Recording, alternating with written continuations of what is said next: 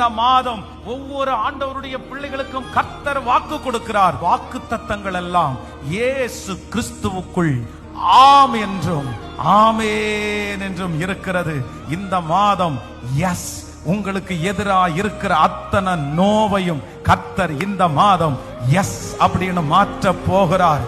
ஆமென். இந்த மாதம் இத்தனை நாட்களும் இருந்த நோ இந்த மாதம் எஸ் என்று மாற போகிறது. தொடர்ச்சியா கண்டினியூவா நோ நோ நோ நோ அப்படின்னு சொன்ன இடத்துல இந்த மாதம் கர்த்தர் எஸ் என்கிற வார்த்தை உங்க காதுகளில் தொனிக்கப்படும் போது உங்களுக்கு அது பெரிய சந்தோஷத்தை கொண்டு வர போகிறது.